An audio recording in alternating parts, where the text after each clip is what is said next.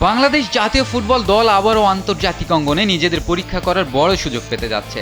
আসন্ন জুন ও November FIFA উইন্ডোকে সামনে রেখে ইউরোপ, ক্যারিবিয়ান এবং এশিয়ার একাধিক দেশের সঙ্গে প্রীতি ম্যাচ আয়োজনের পরিকল্পনা করছে বাফুফে। এই ম্যাচগুলো চূড়ান্ত হলে এটি হতে পারে জাতীয় দলের জন্য গুরুত্বপূর্ণ প্রস্তুতির মঞ্চ। বাফুফের পরিকল্পনা অনুযায়ী আসন্ন ফিফা উইন্ডোগুলোতে শক্তিশালী ও বৈচিত্র্যময় প্রতিপক্ষের বিপক্ষে মাঠে নামার সম্ভাবনা তৈরি হয়েছে।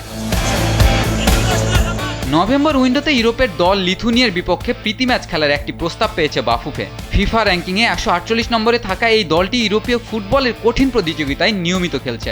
অন্যদিকে জুন উইন্ডোতে ইউরোপের আরেক দল স্যান ম্যারিনোর বিপক্ষে ম্যাচ প্রায় চূড়ান্ত পর্যায়ে রয়েছে বলে জানা গেছে। ছোট দল হলেও ইউরোপীয় ফুটবলের অভিজ্ঞতা অর্জনের জন্য এই ম্যাচ গুরুত্বপূর্ণ হতে পারে।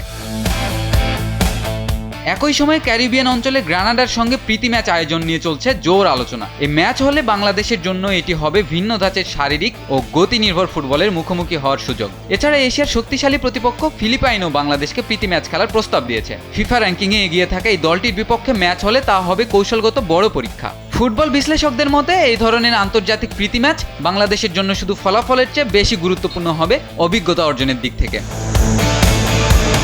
ইউরোপীয় দলের বিপক্ষে খেললে ডিফেন্সিভ শৃঙ্খলা এবং ট্যাকটিক্যাল ম্যাচ ম্যানেজমেন্টের উন্নতির সুযোগ থাকবে। ক্যারিবিয়ান ও এশিয়ার প্রতিপক্ষের বিপক্ষে ম্যাচ আবার গতি ও শারীরিক ফুটবলের সঙ্গে মানিয়ে নেওয়ার সুযোগ তৈরি করবে। সবকিছু ঠিকভাবে চূড়ান্ত হলে আসন্ন ফিফা উইন্ডোগুলো বাংলাদেশের ফুটবলের জন্য হতে পারে এক গুরুত্বপূর্ণ মাইলফলক। এখন অপেক্ষা কেবল বাফুফের আনুষ্ঠানিক ঘোষণার। মাঠে নামার আগে প্রস্তুতির এই ধাপই নির্ধারণ করবে পরবর্তী আন্তর্জাতিক সাফল্যের ভিত্তি।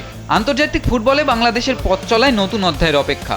এখন দেখার বিষয় কোন ম্যাচগুলো শেষ পর্যন্ত বাস্তবে রূপ নেয়।